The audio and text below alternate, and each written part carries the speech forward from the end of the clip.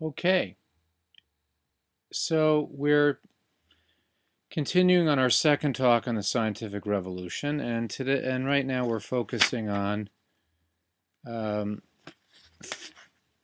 the rejection of an Earth-centered universe and why that matters in terms of European thought and life. I want to begin by going back to the Rembrandt painting, The Anatomy Lesson of Dr. Tulp, which shows here much more clearly um, the dissection of a cadaver. And of course, what Rembrandt is really, I think, metaphorically portraying is the importance of learning by doing, learning by observing, learning by making certain kinds of um, inferences from the physical universe, that things must be proven to be true.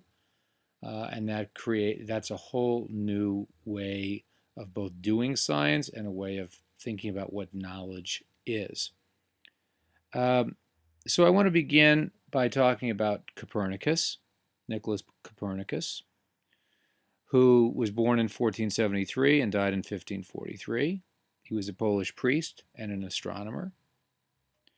In 1543, the year that he died, he published on the revolutions of the heavenly spheres. And Copernicus's work provides an intellectual springboard for a complete criticism of the then dominant view of the position of Earth in the universe.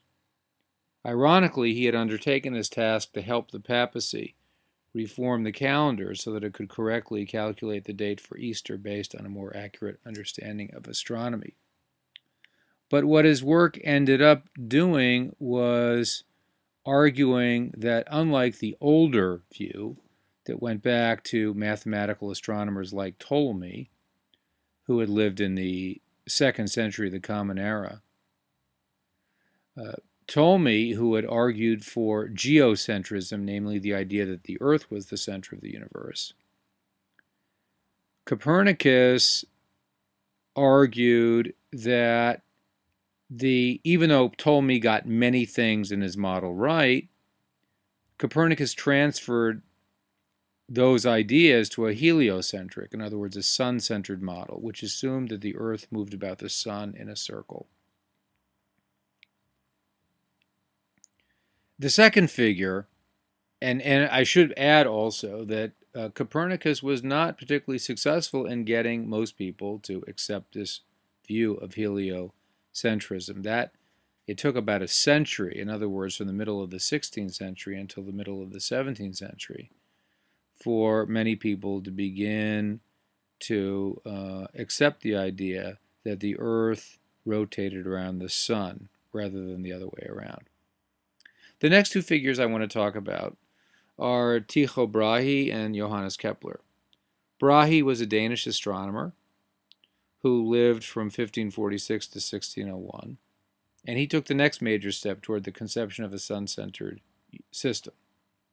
He didn't embrace Copernicus's view of the universe, and he actually spent most of his life advocating a geocentric system.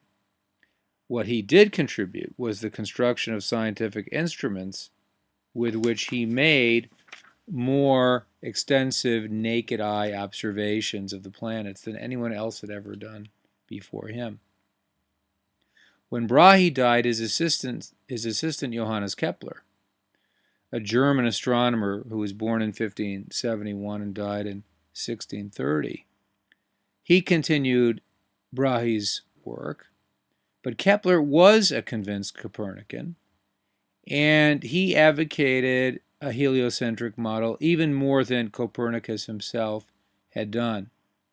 What Kepler did to advance this conversation of heliocentrism was that he set forth the first astronomical model that actually portrayed motion, that is, the path of the planets.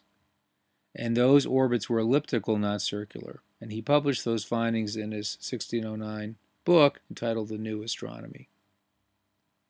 He had used Copernicus's sun-centered universe and Brahe's empirical data to solve the problem of planetary motion.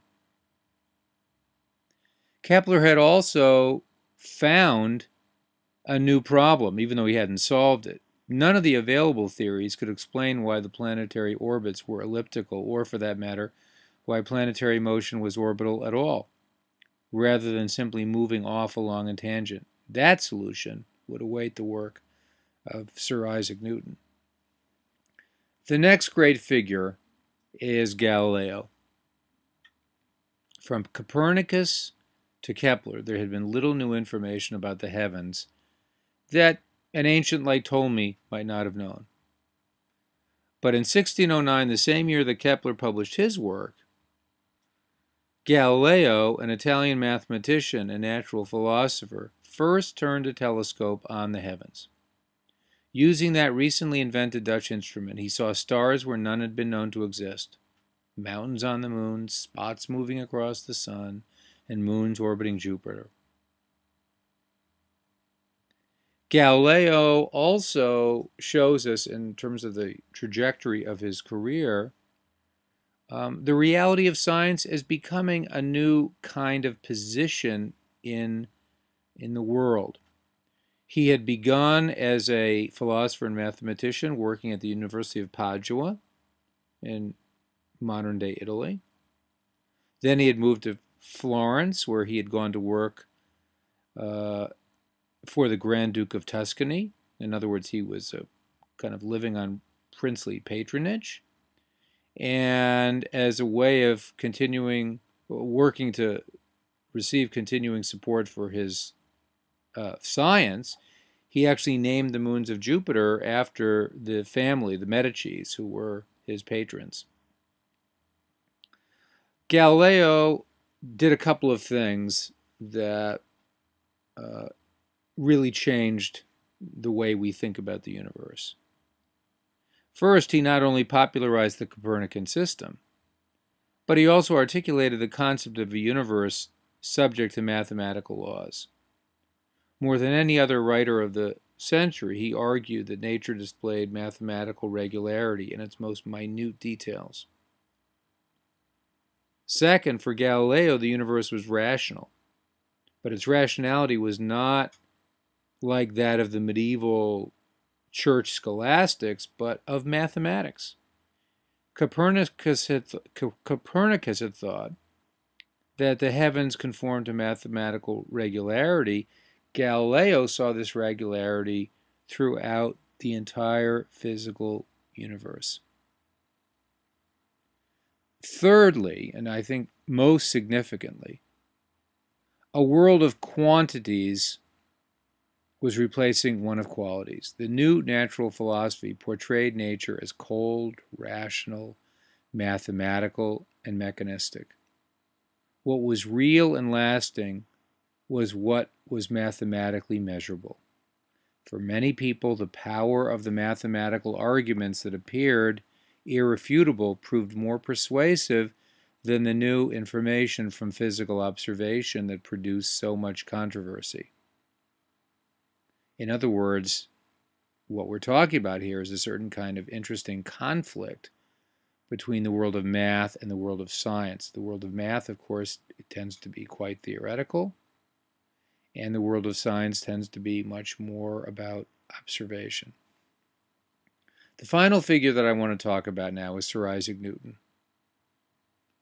The question that had continued to perplex 17th century scientists who accepted the theories of Copernicus, Kepler, and Galileo was how the planets and other heavenly bodies moved in an orderly fashion.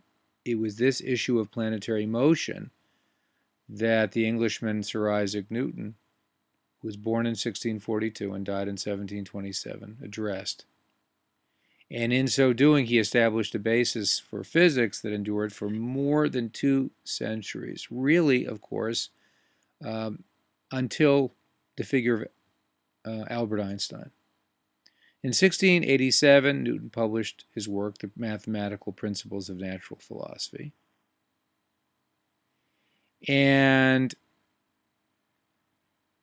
Newton demonstrated that the relationship between the planets and all other physical objects in the universe was one of mutual attraction, or what we call gravity. Every object in the universe affected every other object through gravity. The attraction of gravity explained why the planets moved in an orderly rather than a chaotic manner. Newton demonstrated the relationship mathematically. He made no attempt to explain the nature of gravity itself. Newton was a mathematical genius, but he also believed in the importance of empirical data and observation. He believed in empiricism, that one must observe phenomena before attempting to explain them. The final test of any theory or hypothesis for him was whether it described what was actually observed. In our next talk, we will consider how philosophy responded to these momentous changes in science.